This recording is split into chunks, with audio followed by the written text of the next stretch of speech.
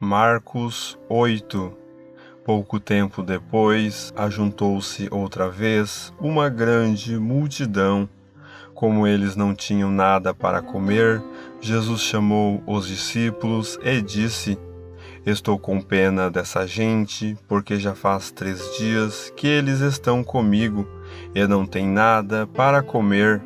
Se eu os mandar para casa com fome, eles vão cair de fraqueza pelo caminho, pois alguns vieram de longe.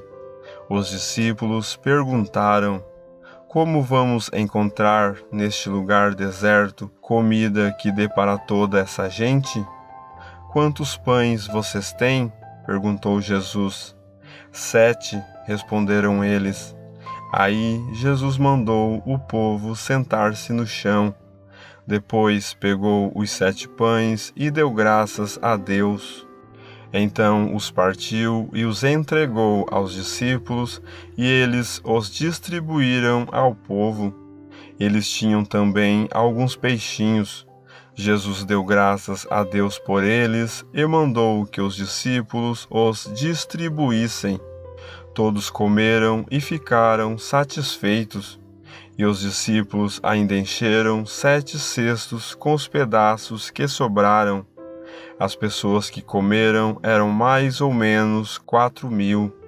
Jesus mandou o povo embora e, logo depois, subiu no barco com os seus discípulos e foi para a região de Dalmanuta.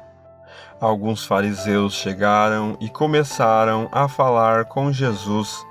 Eles queriam conseguir alguma prova contra ele e por isso pediram que ele fizesse um milagre para mostrar que o seu poder vinha mesmo de Deus. Jesus deu um grande suspiro e disse: Por que as pessoas de hoje pedem um milagre? Eu afirmo a vocês que isto é verdade. Nenhum milagre será feito para estas pessoas. Então Jesus foi embora. Ele subiu no barco e voltou para o lado leste do lago.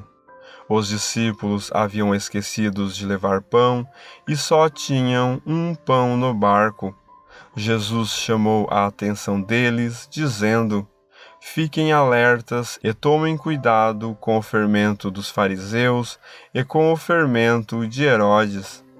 Aí os discípulos começaram a dizer uns aos outros: Ele está dizendo isso porque não temos pão.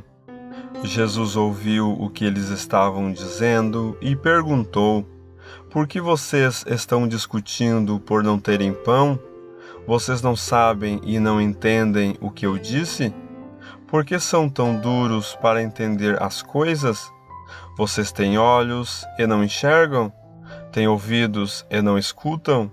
Não lembram dos 5 pães que eu parti para 5.000 pessoas? Quantos cestos cheios de pedaços vocês recolheram?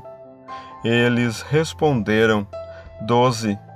Jesus perguntou outra vez: E, quando eu parti os 7 pães para 4.000 pessoas, quantos cestos cheios de pedaços vocês recolheram? Eles responderam: 7. Então Jesus perguntou: Será que vocês ainda não entendem? Depois Jesus e os discípulos chegaram ao povoado de Betsaida. Algumas pessoas trouxeram um cego e pediram a Jesus que tocasse nele. Ele pegou o cego pela mão e o levou para fora do povoado. Então cuspiu, passou a saliva nos olhos do homem, pôs a mão sobre ele e perguntou: Você está vendo alguma coisa? O homem olhou e disse: Vejo pessoas. Elas parecem árvores, mas estão andando. Jesus pôs outra vez as mãos sobre os olhos dele. Dessa vez o cego olhou firme e ficou curado. Aí começou a ver tudo muito bem. Em seguida, Jesus mandou o homem para casa e ordenou: Não volte para o povoado. Depois, Jesus e os seus discípulos foram para os povoados que ficam perto de Cesareia de Filipe. No caminho, ele lhes perguntou: Quem o povo diz que eu sou? Os discípulos responderam: Alguns dizem que o Senhor é João Batista, outros que é Elias, e outros que é um dos profetas. E vocês, quem vocês dizem que eu sou? Perguntou Jesus. O Senhor é o Messias, respondeu Pedro. Então Jesus proibiu os discípulos de contarem isso a qualquer pessoa. Jesus começou a ensinar os discípulos, dizendo: O Filho do Homem terá de sofrer muito. Ele será rejeitado pelos líderes judeus, pelos chefes dos sacerdotes e pelos mestres da lei. Será morto e, 3 dias depois, ressuscitará. Jesus dizia isso com toda a clareza. Então Pedro o levou para um lado e começou a repreendê-lo.